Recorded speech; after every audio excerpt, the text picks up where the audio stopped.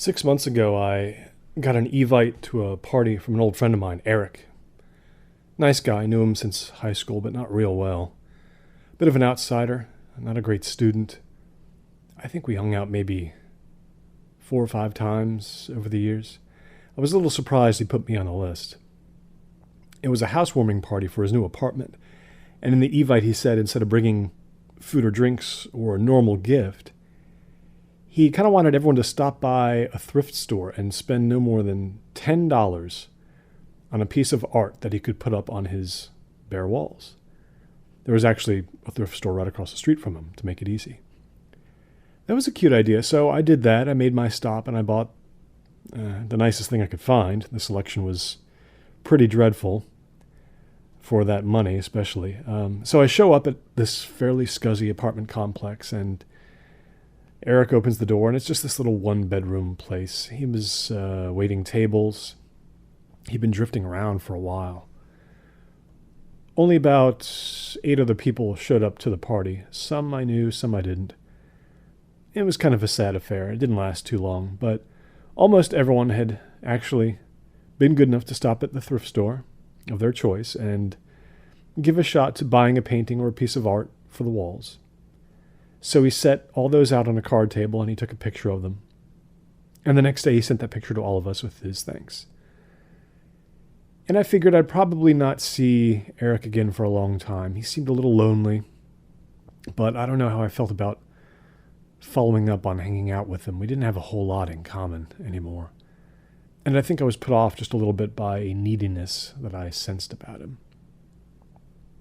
Anyway, 2 weeks later, I was showing a woman at work, Nancy her name is, some pictures on my phone of an art exhibit I'd been to in D.C. at the Hirshhorn Museum.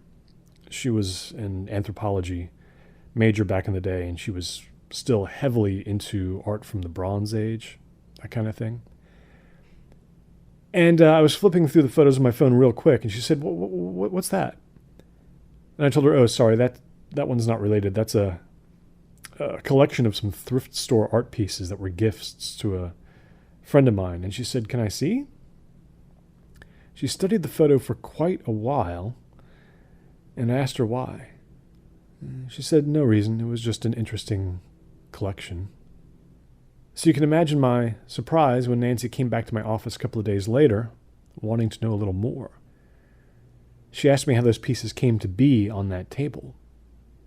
And I told her the cute story of Eric's request.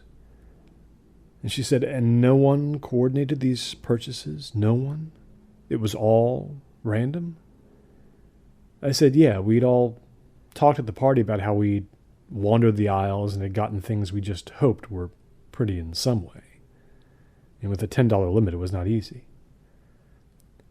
Nancy asked me to print out the photo of all of them, and I did, and she began to explain things. All these paintings have death symbols in them, she said. I was like, what are you talking about? She said, well, here, you have this kooky, cartoony-looking dragon, but that's Yum Simil, kind of a death portent god from the Maya Dresden and Madrid codices. In one myth, he sets one's soul on fire. Once the soul is crying in pain from the fire, he throws water on them. But when they cry for more cold water, he starts them back on fire. And he just repeats this over and over again until the soul is finally extinguished. I said, Jesus, I forget who brought that, but we all thought it was a cartoon dragon. We'd had a good laugh.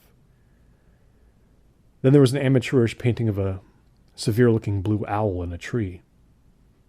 Well, among the Kikuyu of Kenya, Nancy said, it was believed that owls were harbingers of death. Even the fact that the tree is bare symbolizes winter and death. Our mutual friend Dennis had brought Eric a still life painting of an hourglass.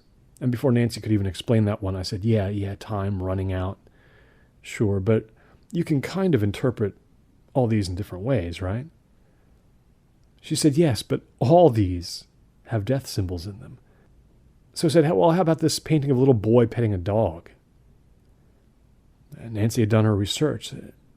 She said, "That's not an ordinary dog. Look at the black striping on its back.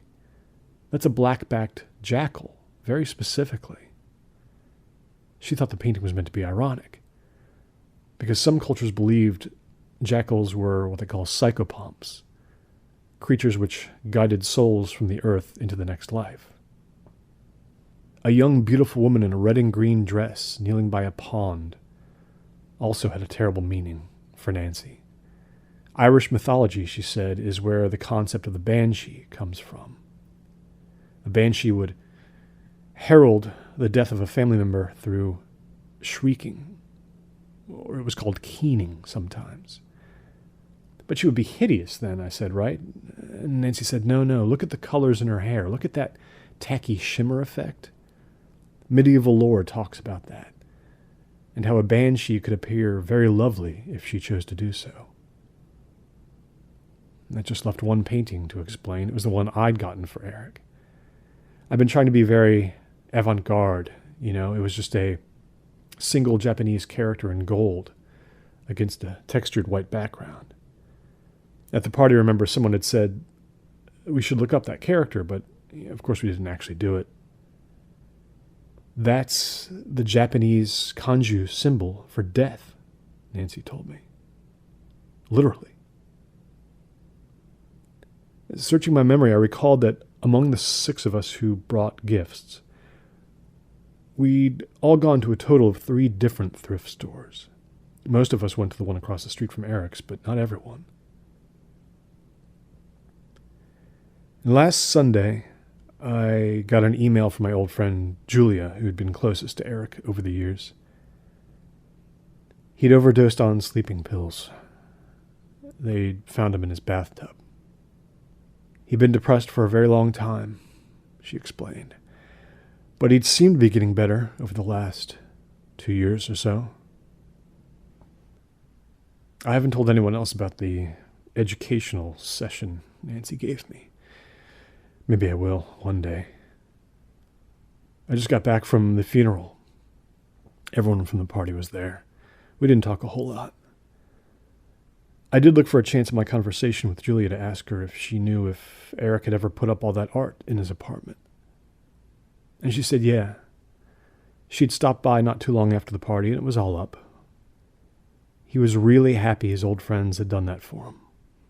And even though he knew it was all mismatched and strange, he wanted to keep the stuff up on the walls to remind him of where it had come from and the goodwill behind it.